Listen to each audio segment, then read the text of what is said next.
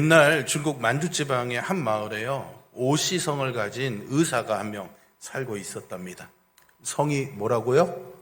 오시였습니다. 잘 들어주셔서 감사합니다. 그 마을에 전염병이 나고 사람들이 죽어나가기 시작합니다. 이 오시 의사도요, 환자들을 치료하는 과정에서 본인도 전염병이 걸려서 그만 죽고 맙니다. 아들이 3명이 있었는데요. 아들 3명이 아버지의 유지를 이어받아서 마을 사람들을 이 전염병에서 구출하고자 애를 씁니다. 그래서 산기슭을 돌아다니면서 약재를 찾아다니죠. 산을 타며 눈에 띄는 약초마다 다 가져와서 약을 써봤지만은 별다른 효험을 보지 못했습니다. 그러다가요, 하루는 우연히 빨간 열매를 하나 발견하고 저거를 가져다가 한번 사람들에게 먹여보자. 그래서 사람들에게 이 빨간 열매를 가져다 먹였는데 신기하게도 이 열매를 먹은 환자들이 언제 그랬냐는 듯이 다 나았고요. 며칠 지나자 마을의 전염병이 사라졌다고 합니다. 사람들이요, 자신들을 위해서 죽은 오시 의사와 이 오시 아들 삼형제를 노고를 기리기 위해서요, 이들의 성을 따와서 자신들의 병을 고쳐준 이 빨간 열매에 이름을 붙였는데요. 뭐라고 했을까요? 이거 이렇게 맞추시면 안 되는데. 굉장히 당황스럽군요. 1부 예배 때는 아무도 못 맞췄는데 말이죠. 역시 2부 예배가 수준이 조금 높은 것 같습니다. 여러분들이 아시는 것처럼 이 오미자에는요, 5가지 맛이 난다고 합니다. 시고, 쓰고, 짜고, 맵고, 단 5가지 맛이 있는데요. 사람들이 먹으면서 점점 이렇게 5가지 맛이 나니까 오시성을 가진 오미자에서 이름을 바꿔서 이 맛을 나타내는 5오자를 붙여서 오미자라고 이렇게 바꿔 불렀다고 합니다. 믿거나 말거나. 높은 습도 또 높은 온도 때문에 무더위로 우리 모두가 참 많이 힘들고 지쳐 있습니다. 덥고 습한 날씨가 되면은 우리 몸도 처지기가 마련이죠. 이럴 때일수록 건강한 수분 섭취가 아주 중요한데요. 오미자가 참 좋은 것 같습니다. 5가지 맛이 잘 어우러져서 아주 절묘한 맛을 내면서도 오미자에 굉장히 좋은 성분이 많답니다. 항산화, 항암, 제가 다 말하자면 제가 오미자 팔러 온 사람 같으니까 하지는 않지만요. 이 오미자에 좋은 그런 성분들이 많아서 건강에 유익하고 무더위를 이겨내는데 아주 좋다고 합니다. 어느 한 맛에 치우치지 아니하고 서로 다른 5가지 맛이 조화를 이룬 이 오미자는요, 어떻게 보면 우리의 삶도 이렇게 한 성질에 치우치지 아니하고 적절하게 조화를 이루며 살아야 된다는 것을 가르쳐 주는 것 같습니다. 오미자가 가진 5가지 맛 중에 어느 하나 맛이 빠진다던가 또 어느 하나의 맛만 가지고 있다고 한다면 그것은 정상적인 오미자라고 할 수 없듯이 우리도요, 이 조화로운 신앙으로 제대로 맛을 내는 그런 그리스도인이 되었으면 좋겠습니다.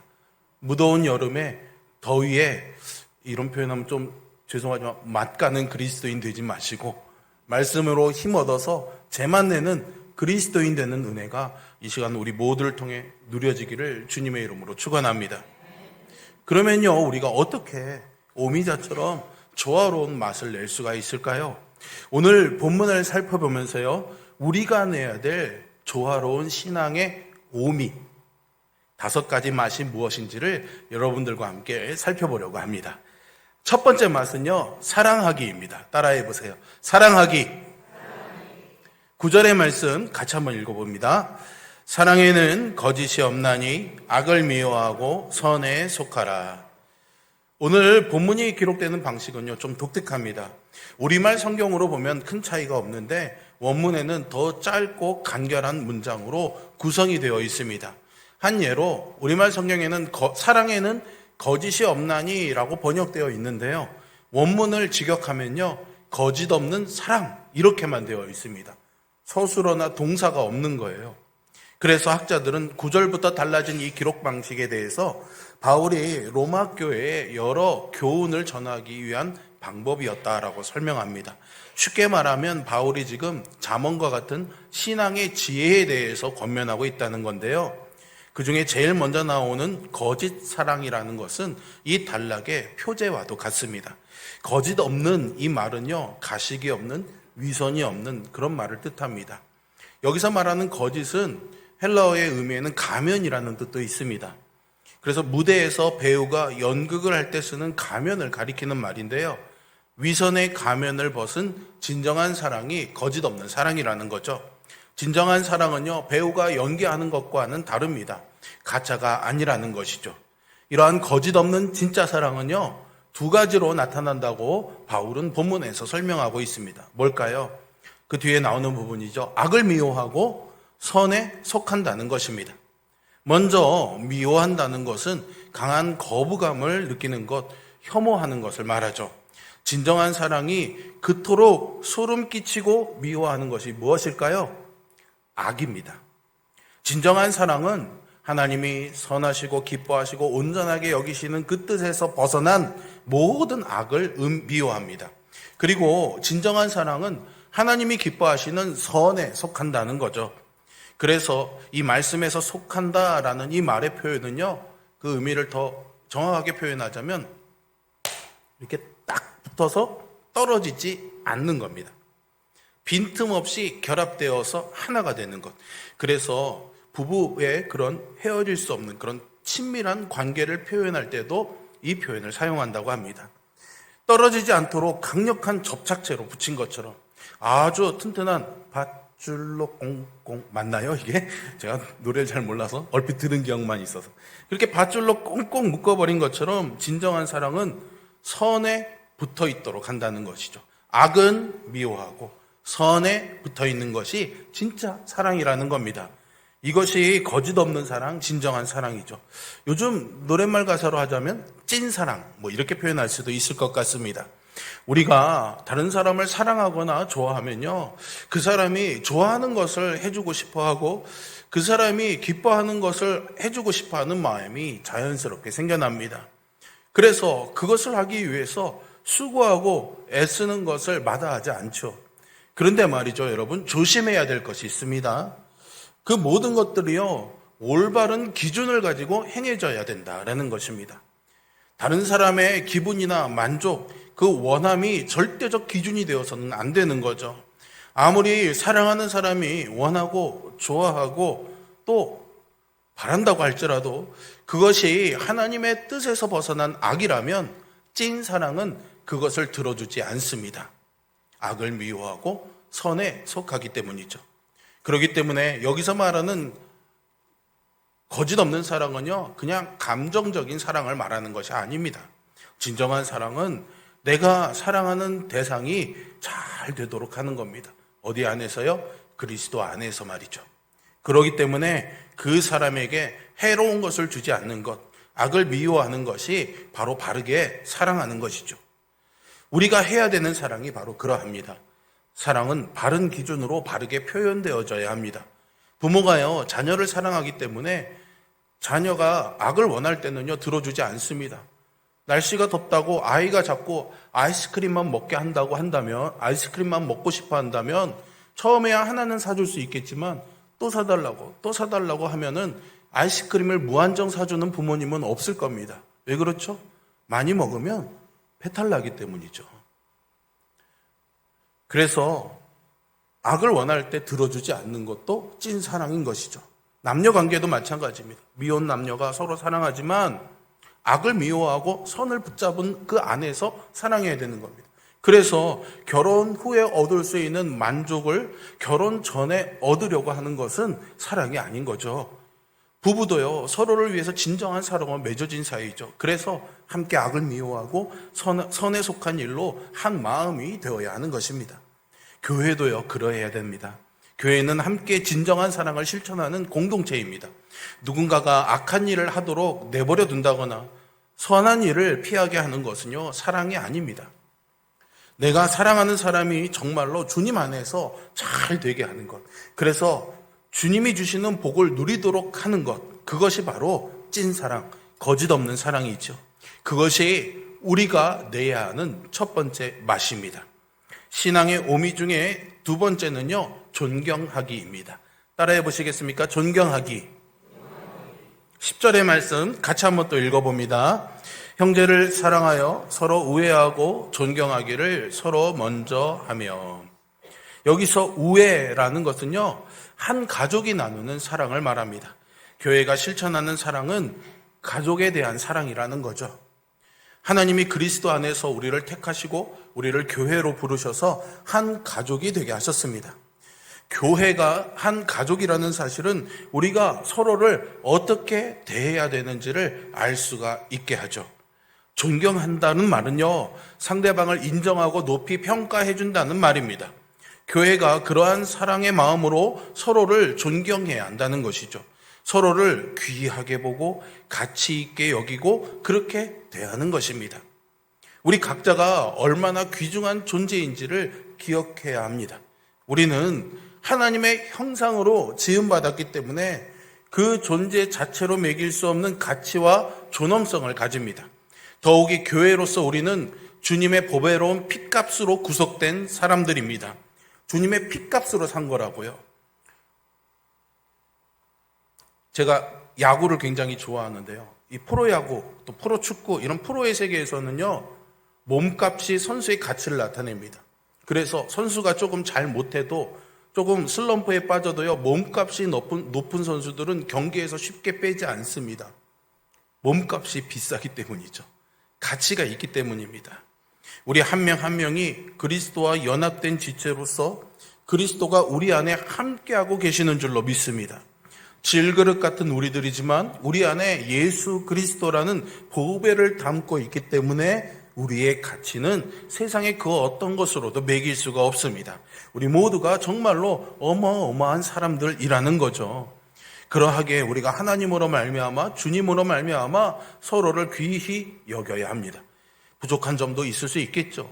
자세히 보면 마음에 들지 않는 부분도 있을 것입니다. 그럼에도 한 가족이기에 주님 안에서 우리가 가치 있는 존재이기에 주님이 우리 안에 계시기 때문에 귀하게 여겨야 합니다. 그러면 이 존경하기를 누가 먼저 해야 되는 걸까요? 나이 어린 사람이 먼저 하는 걸까요? 늦게 구원받은 사람이 먼저 하는 걸까요? 아니죠. 내가 먼저 해야 되는 겁니다. 서로 우애하고 존경하기를 서로 먼저 해야 되는 이유는 하나님께서 나를 구원하셨듯이 함께 신앙생활하는 내 옆에 있는 형제 자매들도 하나님이 구원하셨기 때문입니다. 예수님이 그 사람을 위해서 십자가를 지셨기 때문이죠. 그래서 누가 나를 존경해 주기를 바라기 전에 내가 먼저 존경해야 됩니다. 모든 지체가 내가 먼저라는 같은 생각으로 서로를 귀하게 여기고 그렇게 존경하기를 내가 먼저 하는 것이죠. 그렇게 될 때 우리 교회의 모습이 과연 어떻게 될지 한번 상상해 보세요. 정말로 제대로 된 맛을 내는 교회가 되지 않을까요? 우리 모두는요, 주님 안에서 정말 소중한 존재입니다. 가치 있는 것을 가치 있게 대하는 것이 참된 신앙의 맛을 내는 비결이죠. 우리 서로 옆에 있는 분들에게 또 사랑합니다 이렇게 말하면 쑥스러우니까요, 딱 한번 보시면서 엄지손가락 한 번만 이거 해주세요. 시작. 네. 좀 이거는 괜찮으시죠? 네. 자, 이제 신앙의 세 번째 말씀입니다. 신앙의 오미 중에 세 번째는요, 열심 품기입니다. 같이 한번 따라해 볼까요? 열심 품기. 예. 11절의 말씀인데요. 같이 한번 읽어보겠습니다. 부지런하여 게으르지 말고 열심을 품고 주를 섬기라. 예수님께서 말씀하신 달란트 비유가 있죠. 그 달란트 비유에서 달란트를 땅에 묻어둔 종에 대해서 주인이 뭐라고 책망했는지 여러분 기억하시나요? 악하고 게으른 종아 라면서 책망하십니다. 주인이 맡긴 달란트를 땅에 묻어두는 일은요, 악한 일이었습니다. 하나님이 허락하신 삶을 땅에 묻어두는 것, 낭비하는 것, 게으르게 사는 것은 악한 일이죠. 11절에서 열심을 품는다라는 말은요, 물이 부글부글 끓어오르는 것을 말합니다. 우리가 하는 일이요, 마치 물이 끓어오르는 것처럼 뜨거운 열심으로 나타내야 됩니다. 다만 주의할 것이 있는데요, 이러한 열심을요, 조심히 다루어야 한다는 것이죠. 여러분, 뜨거운 것을 잘못 다루면 어떻게 됩니까? 다치죠. 화상을 입습니다. 열정이 잘못된 방향으로 나아가면 문제가 될 수 있습니다. 잘못된 방향으로 나가는 그 열심을요, 광신, 맹신이라고 합니다. 열심은요, 언제나 바른 지식을 따라야 됩니다. 그렇지 않으면 곱비 뿔린 망아지처럼 모두에게 어려움이 될 수 있습니다. 유대인들이 그러했습니다. 유대인들에게는 하나님을 향한 열심은 있었지만 바른 지식을 따른 것이 아니었기 때문에 큰 문제가 되었습니다. 바른 지식으로 인도함을 받는 열심은 정말 좋은 것이고요, 필요합니다. 그래서 오늘 본문은 바른 지식으로 열심의 방향을 지시해주고 있습니다. 열심을 품고 주를 섬기라는 것이죠. 우리가 열심을 품고 나아가는 방향이 그러해야 합니다. 주님을 섬기는 대로 나아가야 하는 것이죠. 열심으로 나의 원함이나 나의 목적이나 나의 뜻을 이루는 것이 아니라 오직 주님을 섬기는데 열심을 품고 열심을 사용해야 될 줄로 믿습니다. 내가 가진 힘과 시간, 나의 물질, 나의 모든 것을 사용하는 올바른 방향은요, 주님을 섬기는 것입니다. 그 중심이 내가 아니라요, 주님이 되어야 됩니다. 그래야 부작용이 없습니다. 그런데 만약 주님의 자리에 내가 앉으면 문제가 됩니다. 고린도 교회에 여러 은사가 있었습니다. 그만큼 고린도 교인들은요, 열심히 있었습니다. 하지만 그들은 올바른 방향으로 열심을 내지 못했습니다. 그로 인해서 교회 안에 많은 문제들이 생겨나죠. 자기 과시와 자기를 드러내기 위한 목적으로 은사를 잘못 사용했기 때문입니다. 우리가 열심을 가지고 해야 하는 일은요, 겸손히 주를 섬기는 것입니다. 그러한 열심이 사람의 마음에 평안을 주는 신앙의 맛을 내는 것이죠. 열심을 품으라고 했을 때 여러분들 어떤 생각을 하셨습니까? 아마도 여기 있는 대부분의 성도님들이 연세들이 좀 있으셔서 그래, 내가 한때는 정말 날라다녔지, 정말 열심히 일했지, 아마 이런 생각을 하는 분들이 많을 겁니다. 하지만 지금은 현실에 쫓기고 건강도 안 좋고 나이도 있다 보니까는 식어버린 열정으로 살고 있다고. 그런데 옛날에는 그러지 않았어, 이렇게 말하죠. 왜 이렇게 되었을까요? 어떤 경우에는요, 열심을 품고 수고하다가 뜻밖의 반대에 부딪히기도 하고요. 어떤 경우에는 내가 기대한 결과를 얻지 못했기 때문일 수도 있고요. 어떤 경우에는 내가 힘 빠지게 하는 그런 어려운 일들을 경험했기 때문일 수도 있습니다. 그러면서 지금은 그냥 적당히 살아가고 있는지도 모르죠. 어떤 경우에는 열정적으로 시작은 했지만 오래 가지 못해서 사그라든 경우도 있습니다. 매년 우리가 새해가 되면은 뭔가 결심하죠. 예를 들자면 성경을 일독해야지, 열심히 읽어나가다가 창세기 한 10장쯤 넘어가기 시작하면은 흐지부지 되는 경우들이 많습니다. 마음에는 원이로되 건강이, 재정이, 형편이 안 돼서 못한다고 흐지부지 되는 경우들이 많죠. 그렇기 때문에요, 그 열정이 열심히 사그라들지 않도록요, 계속해서 군부를 잘 떼줘야겠죠. 불이 사그라들지 않도록 장작을 계속 넣어줘야 됩니다. 우리의 열정을 태울 그 뭔가가 필요한 거죠. 그게 뭘까요, 여러분? 무엇이 계속해서 우리로 열심을 내게 하는 원동력이 될까요? 네 번째 맛이 답이 될 거라고 저는 생각합니다. 신앙의 오미 중에 네 번째 맛은요, 바로 소망하기입니다. 소망하기, 따라해 보세요. 네, 12절의 말씀 같이 한번 읽습니다. 소망 중에 즐거워하며 환난 중에 참으며 기도에 항상 힘쓰며. 소망은요, 계속해서 주를 섬기게 하고 열정으로 임무를 완수하게 합니다. 소망이 계속해서 일을 할 수 있는 힘을 공급하는 거죠. 단순한 소망이 아니라요, 오늘 말씀에는 소망 3종 세트가 담겨져 있습니다. 그 3종 세트는 바로 이렇습니다. 소망, 인내, 기도입니다. 따라해 보세요. 소망, 인내, 기도. 소망은요, 지금 보이지 않는 것을 보게 하고 우리에게 기쁨을 줍니다. 그리고 그 기쁨은요, 현실을 뛰어넘는 기쁨이기 때문에 우리가 닥친 어려운 상황, 환난들을 인내하게 하죠. 소망이 이루어지기를 인내하며 기다릴 수 있는 것입니다. 그리고 그 소망을 이루는 인내는 우리를 기도의 자리로 인도합니다. 우리에게는 이 환난을 이겨낼, 인내할 힘이 없습니다. 그래서 우리에게 기도가 필요합니다. 기도로 우리의 힘이 근원이 되어주시고 우리의 도움이 되시는 하나님께 나아가는 거죠. 은혜의 보좌 앞에 나아가 하나님의 도움을 구하는 것입니다. 여러분, 코로나 기간을 우리가 겪으면서 대다수의 분들이 코로나에 감염되어서 격리를 해보신 경험들이 있을 겁니다. 얼마나 답답한지 모릅니다. 함부로 아무데나 나갈 수 없으니 답답하죠. 그런데 말이죠, 그 방에요, 일주일이 아니라요, 한 달을, 1년을, 10년을 있어야 된다고 생각해 보세요. 더군다나 그 방에요, 창문이 없다고 생각해 보세요. 어떻게 될까요? 제가 군복무하던 시절에 제가 행정병이어서 행정실에서 근무를 했는데, 저희 중대 행정실이 부대 사정에 의해서 잠시 창고 같은 곳을 사무실로 써야 됐습니다. 그러다 보니까요, 창문이 하나도 없었어요. 6개월을 그 안에서 보냈는데요, 꽃이 피는지, 오늘 날이 맑은지, 비가 오는지 아무것도 모른 채 하루를 보내다 보니까 점점 막 마음이 우울해지고, 해를 보아도 좋지 않고, 마음의 감정이 이렇게 표현할 수가 없더라고요.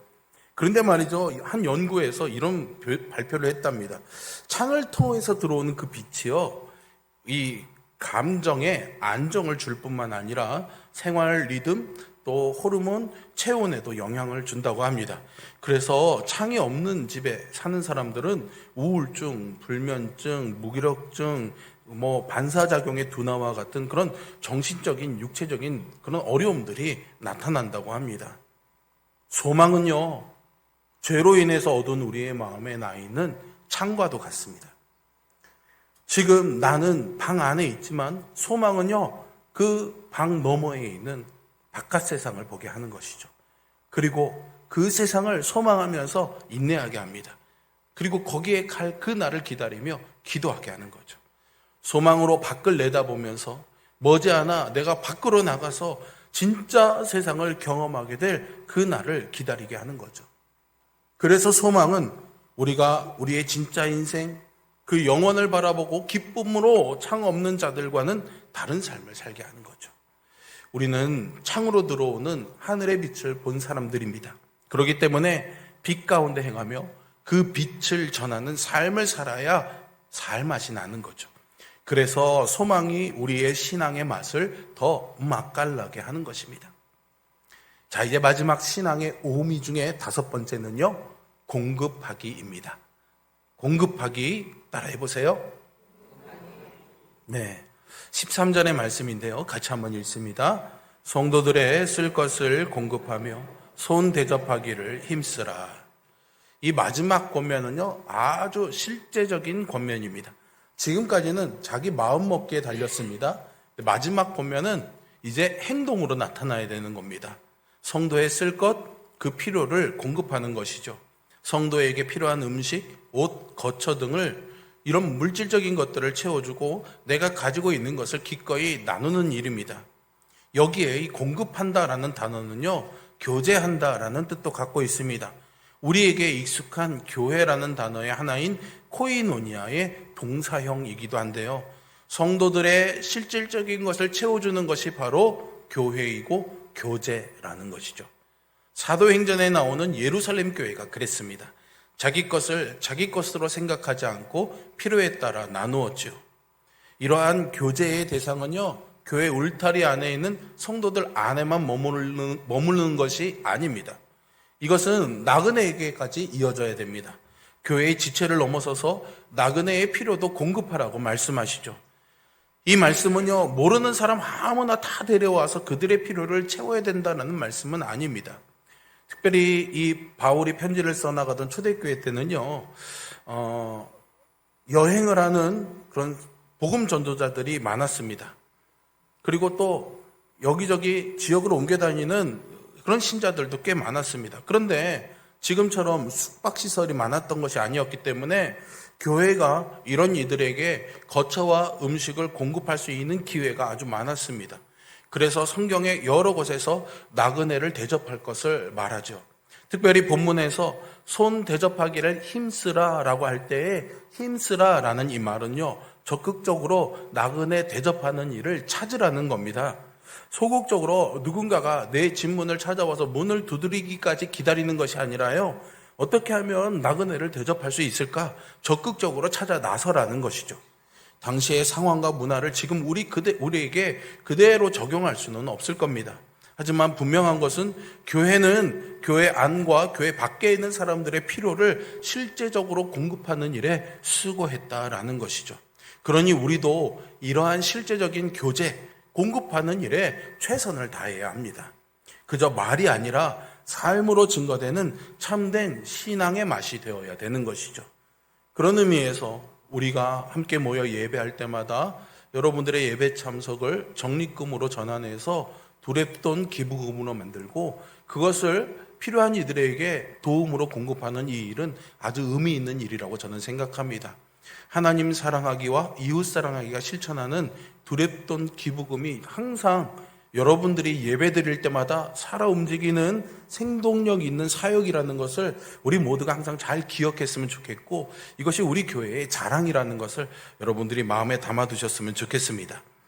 자, 이제 말씀을 마무리하면서 이 신앙의 오미를 다시 한번 생각해 보겠습니다. 자, 잘 기억하시겠죠?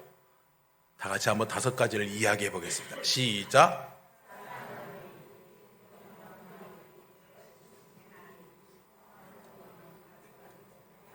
네, 사랑하기까지는 잘 나왔는데 말이죠. 자, 방송실에서 도움을 주셨습니다. 자, 시작. 사랑하기, 존경하기, 열심 품기, 소망하기, 공급하기. 우리는 이 모든 일들을 기꺼이 실천하고자 하는 마음을 가져야 합니다. 그러기 위해서 오늘 본문의 말씀을 읽고 곱씹어보고 마음에 담아두시기를 바랍니다. 그러면 아마 여러분들이 이 말씀이 주는 힘을 느끼며 살아가게 될 것입니다. 무더위 속에 나태해지고 안일한 신앙을 날카롭게 하는, 처리되게 하는 능력이 이 말씀을 통해 여러분들의 삶에 나타나기를 주님의 이름으로 축복합니다. 바울은요, 지금 우리가 할 수 있는 일을 말하고 있는 거지 할 수 없는 일을 하라고 말하고 있는 것이 아닙니다. 우리가 받은 사랑을 기억하면서 하나님의 은혜와 복음의 능력으로 마땅히 구현해야 할 신앙의 맛을 말하고 있는 것이죠. 예수님은 우리를요, 세상의 소금이라고 하셨습니다. 그리고 그 소금이 제 맛을 내야 된다고 말씀하셨죠. 우리 모두가 이 땅에서 어떤 신앙의 맛을 내느냐에 따라서 세상 사람들이요, 하늘을 맛볼 수도 있고 또 아닐 수도 있습니다. 교회가 어떤 맛을 내느냐에 따라서 하나님이 영광을 받으실 수도 있고 하나님이 욕을 먹을 수도 있는 거죠. 우리 모두가 이렇게 신앙의 오미, 사랑하기, 존경하기, 열심 품기, 소망하기, 공급하기, 이것을 잊지 말아야 하겠습니다. 우리가 이러한 원리대로 살지 못하면 우리 몸을 하나님이 기뻐하시는 거룩한 산제물로 드릴 수 없습니다. 무엇보다도 세상에서 그리스도인으로 바른 삶을 살 수도 없는 것이죠.